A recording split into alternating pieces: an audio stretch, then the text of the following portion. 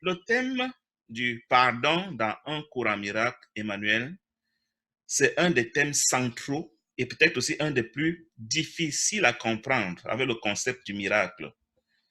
Selon mon expérience, des questions qui reviennent toujours, et même moi-même, je suis content de toujours mieux le comprendre parce que ce n'est pas ce qu'il y a de plus facile à comprendre. Le cours en miracle dit, je pardonne à mon frère le mal qu'il ne m'a pas fait. Ça sort de notre logique habituelle du miracle. Mais en fait, ce qu'il faut comprendre, c'est qu'il y a un faux problème qui a été posé par moi. Le problème dit, j'ai quitté le ciel. Quand je pense que j'ai quitté le ciel, ça signifie que j'ai défié Dieu. Ça veut dire que j'ai été plus fort que Dieu et que j'ai pu séparer ce que Dieu a uni. Et j'ai réussi à renverser Dieu au point de quitter le ciel. Comme un enfant de 5 ans se glorifierait à l'école d'avoir frappé son père. Et ses camarades disent, waouh, mais qu'est-ce que tu es fort. Donc, il se trouve qu'avec du recul, l'enfant dit, mais j'ai quand même osé. C'est terrible ce que j'ai fait. Avoir attaqué mon père au point de le renverser, il n'y a vraiment pas de quoi en être fier. Au contraire, je devrais plutôt en avoir honte. Mieux, l'enfant se trouve à se sentir coupable et à avoir peur de la vengeance de son père. Il s'imagine que son père ne peut pas laisser passer l'affaire comme ça. C'est l'enfant de 5 ans qui, par extraordinaire, rêve de ce qu'il a pu frapper son père, de ce qu'il a pu quitter la maison au nez à la barbe de son père. Sous-entendu, il est très fort. Mais avec du recul, il se sent coupable d'avoir osé frapper son géniteur, d'avoir défié son géniteur, d'avoir pu quitter la maison parentale. La petite fierté qu'il a eue le temps qu'il a posé l'acte laisse place à la culpabilité. Et non seulement à la culpabilité, mais à la peur de la vengeance de son père, parce qu'il se dit que, étant lié à son père d'une manière ou d'une autre, tôt ou tard, il devra rentrer à la maison.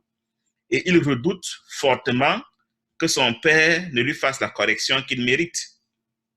Du coup, l'enfant, je parle de toi et moi, Emmanuel, il se retrouve à faire une fugue, à fuir la maison le plus longtemps possible, à dormir dans la rue, à dormir chez les voisins, à dormir dans les garages, à dormir dans les poubelles, à tout faire pour ne pas rencontrer son père, de peur que son père ne se venge de lui parce qu'il l'a défié, parce qu'il l'a attaqué, parce qu'il a osé quitter la maison paternelle sans autorisation, il a fait une fugue. C'est notre condition à toi et moi, Emmanuel. Nous croyons qu'on a quitté le ciel. Or, le Père a dit, personne ne peut séparer ce que j'ai uni d'un. Donc, il nous a engendrés, il nous a créés, unis à lui. Qu'est-ce qui se passe? Il nous a créés unis à lui. Donc, dire que nous avons pu quitter la maison, ça veut dire que nous sommes assez forts pour rompre ce que notre Père a uni. Ça, c'est la folie, numéro 1. De 2, le Père dit, je vous ai créé à mon image et selon ma ressemblance. Donc, étant donné que le Père est esprit, nous sommes esprits. Mais dans notre fantasme, dans notre rêve, toi et moi, nous avons inventé quelque chose que le Père n'a pas inventé, le corps, parce que le corps est mortel. L'éternel ne crée que ce qui est éternel. Il ne crée que ce qui est non périssable. Donc, lui ne peut pas avoir créé notre corps. Donc, dans notre fantasme de fugue, nous avons imaginé ce scénario.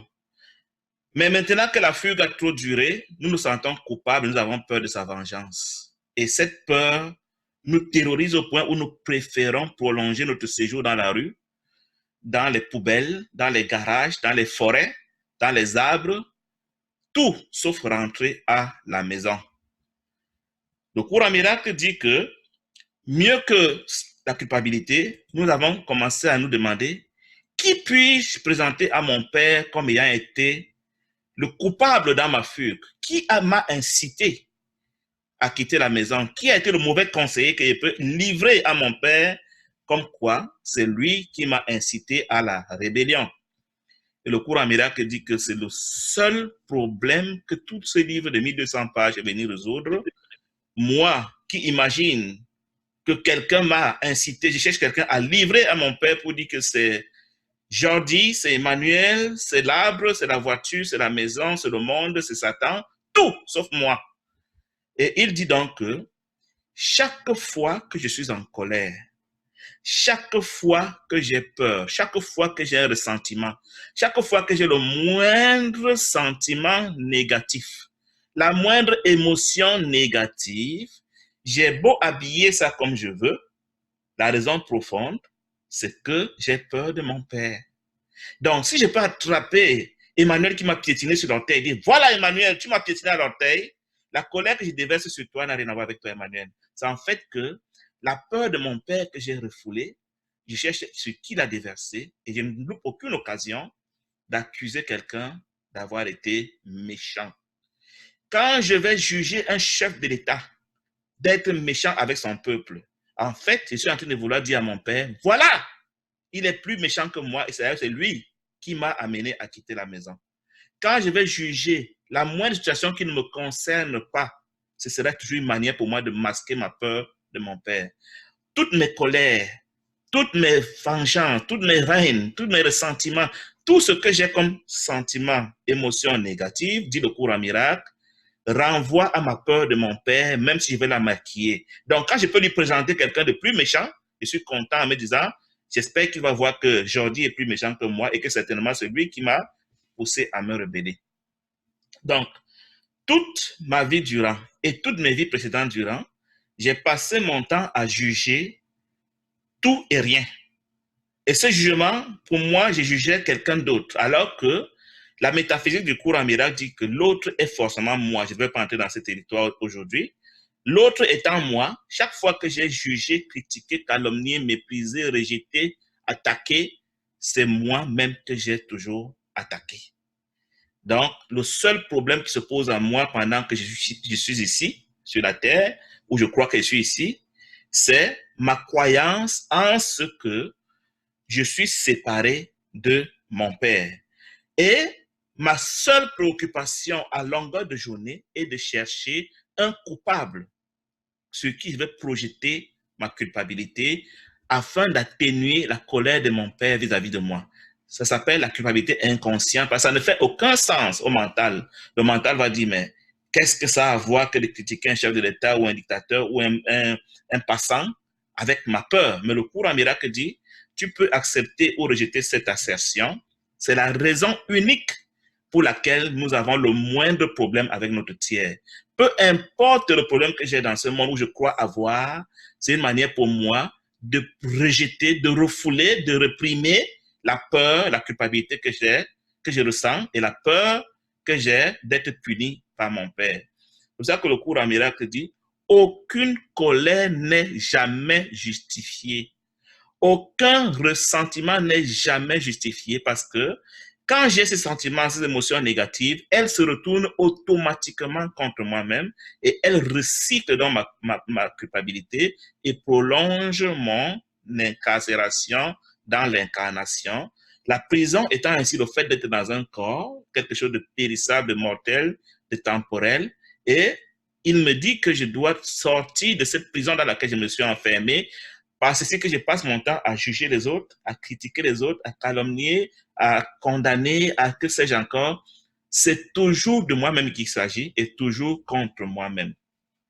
Donc, pendant toutes les vies, puisque le cours en miracle dit que la réincarnation est un rêve comme tous les autres, j'ai donc déjà eu plusieurs vies.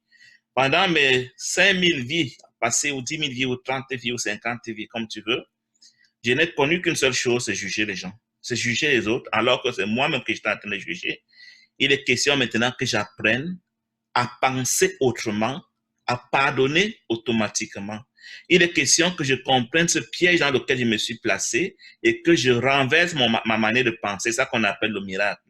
Le miracle, c'est le fait pour moi de cesser de croire que l'autre est la cause de ma fugue et que, éventuellement, si jamais il y a même fugue, c'est moi-même qui en suis la cause parce que c'est mon esprit qui a projeté l'autre que je vois Et mon esprit lui a donné le rôle qu'il joue devant moi. Donc, quand j'étais donné le rôle du méchant, du bagarreur, du criminel, du, c'est pas moi quoi, du calomniateur, du mauvais, du faux croyant, du mauvais croyant, de l'idiot, du fou, je te l'ai donné pour que je puisse t'accuser d'être plus mauvais que moi, afin que je puisse te présenter au Père comme étant le vrai coupable par rapport à ma fugue. Comment donc pardonner?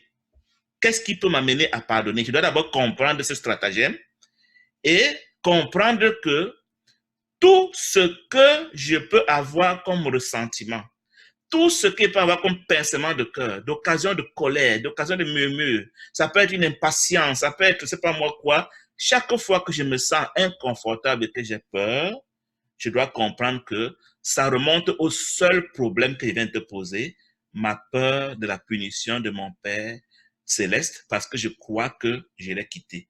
Donc, l'être humain, peu importe là où il est, peu importe qui il est, nous avons un et unique problème, nous redoutons la peur de Dieu.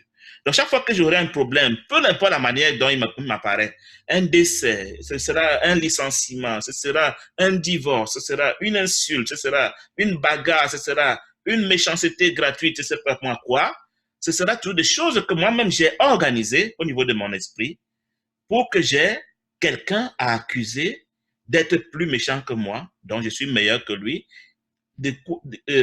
à telle enseigne que j'atténue la punition que je redoute de mon Père. Ce que je ne sais pas, c'est qu'en le faisant, je suis en train de m'adresser à moi-même, je suis en train de recycler ma propre culpabilité, parce que si tu compares le rêve de jour au rêve de nuit, dans la nuit, quand je te rêve, ton image que je vois dans mon rêve est projetée par moi-même. Il en est de même le jour. Je crois que tu es quelqu'un différent de moi, alors que tu n'es qu'une image que j'ai projetée, même dans la journée. Donc, quand je t'accuse dans la journée, en fait, je suis en train d'accuser quelque chose qui n'est pas là. Pour donc me souvenir de ce que je me suis enfermé moi-même dans l'incarnation depuis des années, de par ce stratagème que j'ai moi-même inventé, je vais te proposer quelques repères, quelques énoncés, quelques pensées qui pourront t'aider à souvent te souvenir de ce que, ah, je suis tombé, j'ai failli tomber dans le piège, ou alors je suis tombé dans le piège. Et la première pensée que je te propose, c'est souvent de te souvenir qu'il y a un seul problème qui te préoccupe, peu importe ce que tu crois ressentir. Le seul problème que tu as, c'est essayer d'atténuer la colère de ton père vis-à-vis de toi en trouvant un coupable sur qui tu vas projeter ta colère. Les Occidentaux exploitent les Africains pour les appauvrir, ça veut dire la même chose. Je jette ma culpabilité sur les Occidentaux pour dire, tu vois, papa, c'est eux les méchants, ce n'est pas nous, c'est nous les victimes. Je vais tout chercher quelqu'un à inculpabiliser, à victimiser pour me disculper moi. Donc, le seul problème qui préoccupe tous les êtres humains sans exception, peu importe son apparence, c'est la peur de Dieu. C'est le premier énoncé, la première pensée que tu devais toujours avoir dans ton esprit. Chaque fois que tu crois avoir un problème, souviens-toi que ça remonte à cette peur de Dieu. Ça pourra t'aider à changer ta manière de voir la situation. Le deuxième énoncé que je voulais te proposer, c'est que quand tu as l'impression que l'autre t'a attaqué, souviens-toi de ce qu'il n'est pas la cause réelle de ton problème. En fait, cet autre que tu vois est une figurine que tu as projetée. Donc, ce qu'il semble faire a été décidé par ton esprit. C'est ton esprit qui l'a projeté. La nuit, quand tu rêves et que tu vois un personnage dans ton rêve, ce que ce personnage fait est décidé par ton esprit qui l'a projeté. Et c'est la même chose le jour. Donc, quand ton prochain sera méchant contre toi, entre guillemets, souviens-toi que c'est toi qui lui as donné ce rôle dans ton rêve afin de pouvoir l'accuser d'être la cause de ta fugue. Donc, c'est un deuxième énoncé qui devrait t'aider à souvent prendre du recul quand tu veux déjà juger quelqu'un, quand tu veux condamner quelqu'un, quand tu veux critiquer. Oh, il est en train de jouer un rôle que je lui ai assigné. Donc, ce n'est pas lui la cause de mon ressentiment, de ma souffrance, de ma peur, de mes inquiétudes, de mon licenciement, de mon divorce, c'est pas moi, tout ce que tu peux dire que tu subis comme méchanceté dans le monde. C'est toi qui as organisé cela parce que tu es dans un rêve où tu as toi-même préparé ton scénario. C'est le deuxième énoncé dont tu dois te souvenir. Troisième énoncé dont tu dois te souvenir pour ne pas verser dans la folie du recyclage de la culpabilité, c'est te souvenir que tu as défié Dieu. Alors, cette défiance était une marque de haine contre toi-même. Attends, quand tu peux défier plus grand que toi et prétends que tu as fait une fugue, n'est-ce pas un suicide? Et celui qui se suicide est quelqu'un qui se déteste lui-même. Donc, ce que je suis en train de voir, la scène de méchanceté que je vois, qui a été organisée par moi, procède de ce que j'ai une haine inconsciente de moi-même et je cherche quelqu'un à culpabiliser alors que c'est moi-même qui suis haineux. Et la haine se manifeste parce que je crois que j'ai osé défier le grand créateur, mon Père, au point de penser que j'ai pu quitter le ciel, au point de penser que j'ai pu séparer ce qu'il a uni. C'est pour ça que je ne dois accuser personne de ce qui m'arrive. Je ne peux m'en prendre qu'à moi-même, à la haine que j'ai contre moi-même.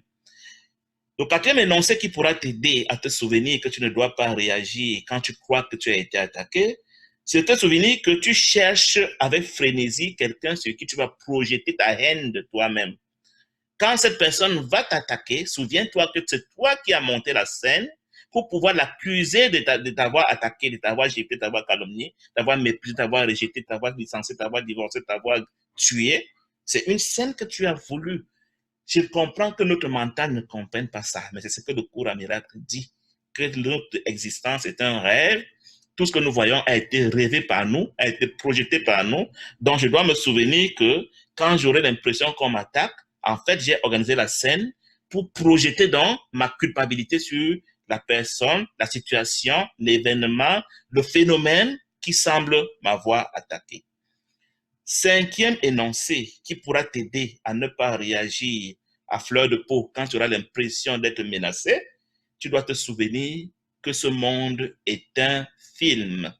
Dans un écran de cinéma où tout a été tourné en laboratoire, en studio, il ne se passe plus rien de réel. Donc, toutes les scènes que tu vois sont des scènes préenregistrées. Il n'y a donc pas de quoi s'asseoir dans une salle de cinéma et réagir avec colère parce qu'un acteur a tué un enfant au cinéma. La scène est déjà passée. Pourquoi je dois réagir d'une manière démesurée quand je vois la scène? Mon seul appel pendant que je vois les scènes du film que nous appelons Le Monde, Notre Vie, c'est de les étiqueter comme étant irréels. Toujours me souvenir de ce que rien de réel ne se passe dans ce monde. Parce que ce monde n'étant pas réel, il ne se passera jamais rien. Mais quand je réagis à la scène, c'est comme si un spectateur était assis dans une salle de cinéma, il voit une bagarre à l'écran, il va sur le podium, il essaye d'entrer dans l'écran pour lutter avec les figurines, les images sont en train de lutter dans la scène.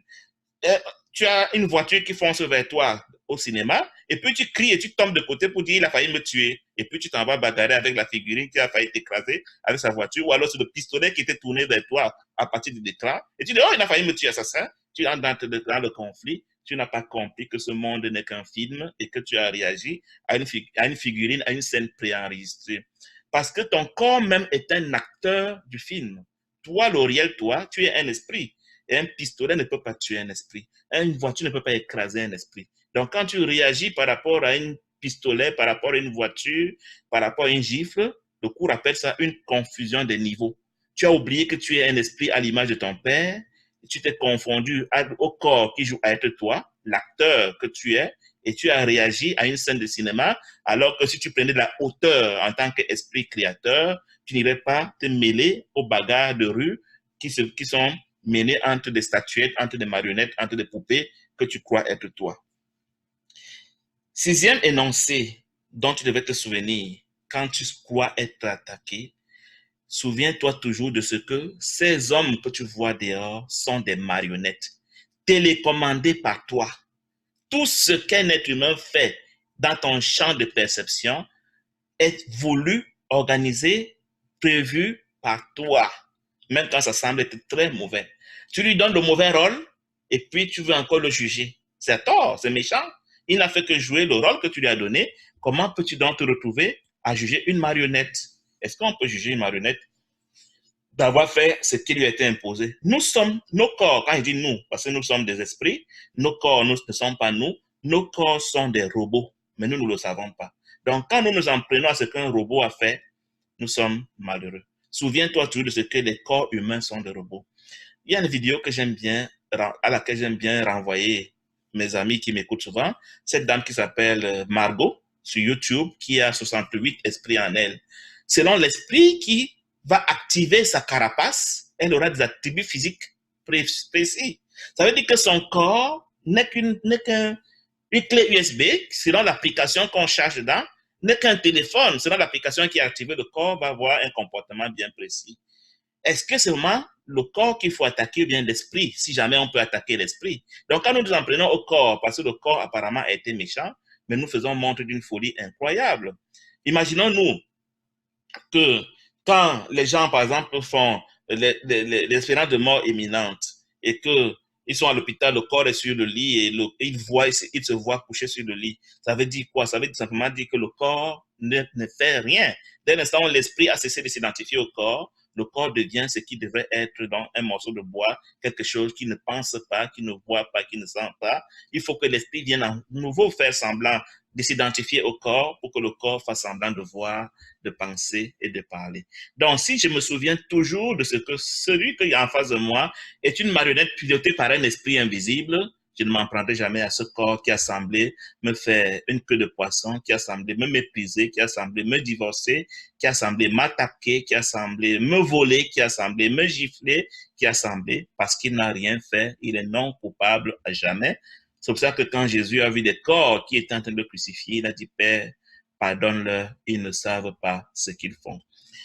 Septième énoncé que je te propose pour te souvenir de ce que aucune colère n'est jamais justifiée. Tu dois te souvenir que ce qui t'arrive a été voulu par toi, planifié par toi, donc tu te le fais à toi-même. Donc tout ce que tu crois voir que l'autre te fait, c'est toi-même, soit notre maquillage qui est en train de te le faire.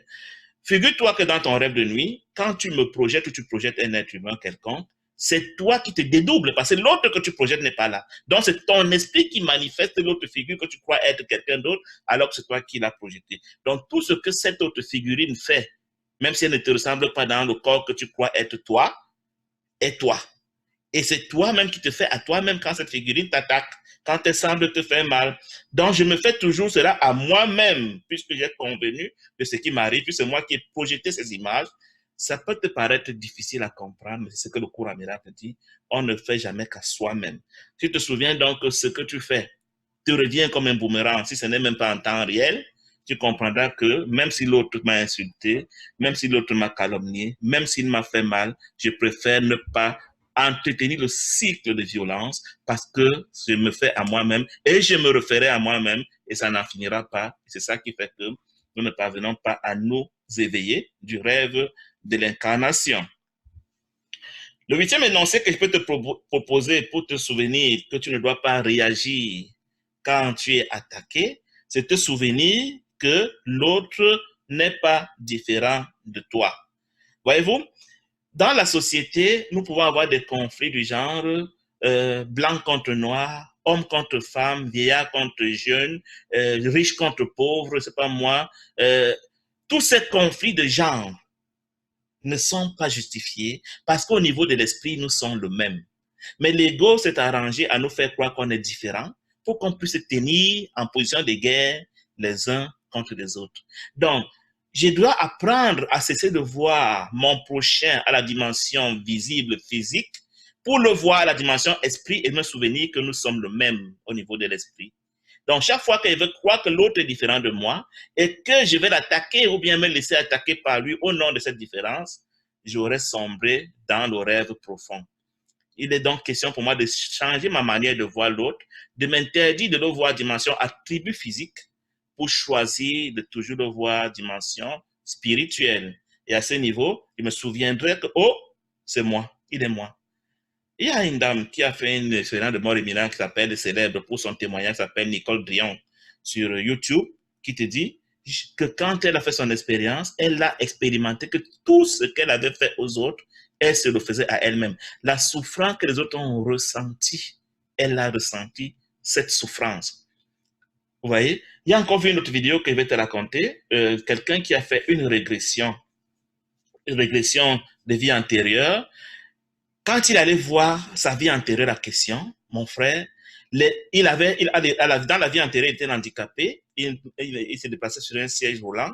Sa belle-mère ne l'aimait pas. Elle a demandé à sa nounou de le jeter en bas d'une falaise. Il en est mort.